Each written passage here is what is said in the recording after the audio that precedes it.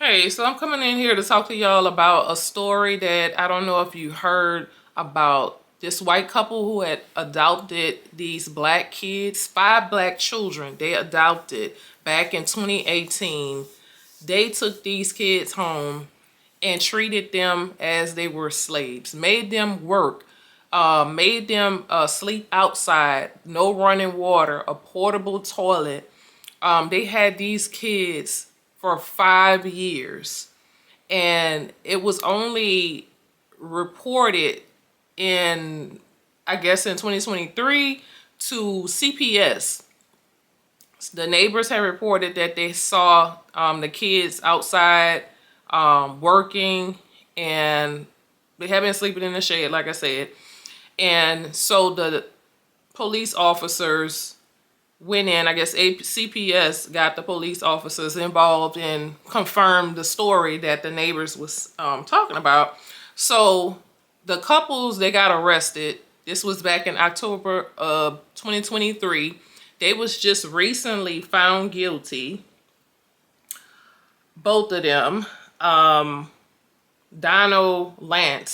62-year-old, he was sentenced to 160 years in prison after being found guilty of forced labor, human trafficking, child abuse, and neglect. The wife, Jeanne Kay Whitefeather, 63-year-old, she was convicted of the same charges, plus violating her children's civil rights. She was sentenced to 115 years. And I say this is justice served. I don't know who the hell these people thought they were, and this was not gonna come back to bite them.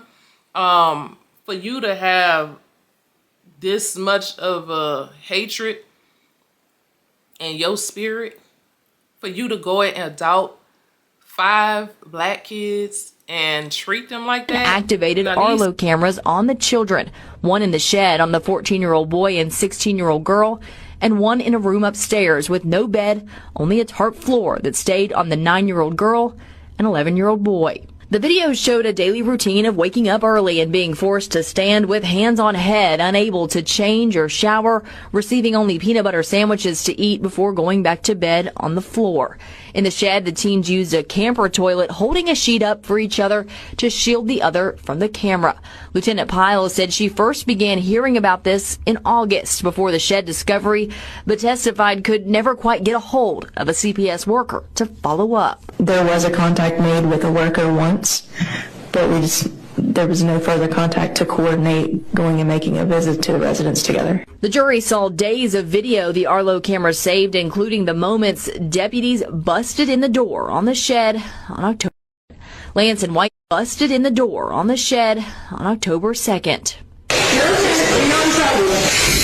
You're okay. The children were turned over to Child Protective Services, and when Lantz and Whitefeather got back with 2 of the children that night, they were later arrested.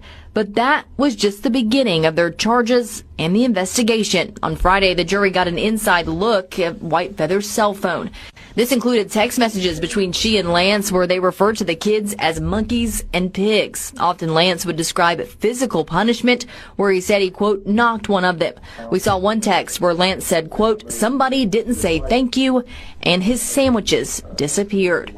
We also saw more video from Whitefeather's phone from their time in Washington that also showed yelling and physical abuse from Lantz. A finance expert from the West Virginia Fusion Center, Alyssa Ledbetter, also took the stand on Friday. She broke down the adoption payments Whitefeather and Lantz received from Minnesota. She said in total of what they analyzed from 2019 to 2023, the two received about $318,000 in adoption support payments, but she testified this didn't tell the whole story.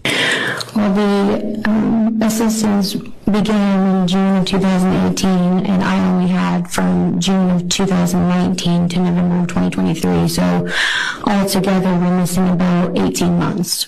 All of this leading up to the most harrowing testimony so far on Friday afternoon from someone who lived it.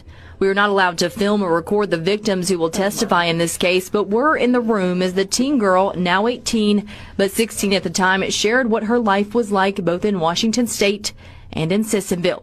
She said life progressively got worse with Whitefeather and Lantz once they moved to the ranch in Washington in 2019. This is when the outdoor labor began, she said, and the physical punishments that included hits from a PVC pipe. While under from 2019 to 2023, the two received about 318 C-pipe. While under a child services investigation there in Washington, eventually they moved to Sissonville, but she did not know why. She talked about how CBS was called soon after they arrived in West Virginia, and she detailed a visit from a worker who stayed on the porch and talked to them through the screen door. The teen testified she was not honest with CPS because Lantz could hear her from where she was standing. Eventually, she and her teen brother, who has several mental health disorders, were locked in a shed in August of 2023. She said she went without a shower for 2 months and never changed clothes. She went from sleeping on a mattress to the floor with a sleeping bag. Her brother slept on the concrete floor with only cardboard at his head. She said she was forced to be his babysitter, but testified he was never the dangerous, violent kid that Lantz and Whitefeather made him out to be. C-pipe. While under a child services investigation there in Washington, eventually they moved to Sissonville. She recalled the use of physical violence, pepper spray, and racial slurs from Lantz and Whitefeather.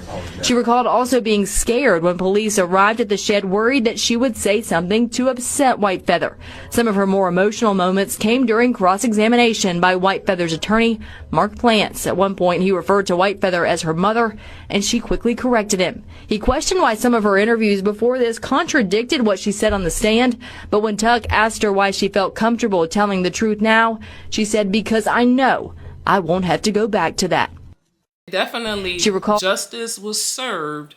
That way, they needed to make an example out of these fools that you can't just go ahead on it. You can't just do what you want to do, go and adopt a bunch of black babies and then just start treating them like slaves. They should have did follow up. So I feel like the ball was dropped because why wasn't follow up done? Like, I feel like follow up should be done for at least the first 5 years. You need to go ahead on and do your visit and check on these kids, and especially if they are young. And then after that, maybe you can make it every other year. I'm sorry, some people probably will disagree with me with that, but this shouldn't have been happening. And if they would have had such a rule in place, and I don't know if there is a rule in place, this should have been followed up on. So, but I'm glad that the judge did throw the book at these fools and gave them the harsh sentence, and hopefully it don't get overturned. So yeah, justice was definitely served. Y'all let me know what y'all think about this situation. Comment if you have firsthand knowledge on like what's the adoption process like after couples do get children. What is the process on, you know, do they go and visit them, the kids, for how long? So anyways, thank y'all for watching. Comment, rate, subscribe.